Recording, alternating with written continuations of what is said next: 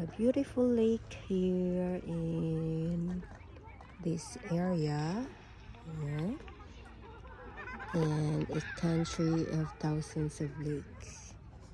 And the good thing is, here there's a highlight. There's lots of fish. And they are waiting for us to catch them. To catch them, of course. Ayan po. And then, let's zoom in. Wow. They are so big and huge. Bingwitin natin to. Ayan. Kaganda. Napakadami. Subukan ko. Ate, kala nyo bato lang yun, ha? Isa pa.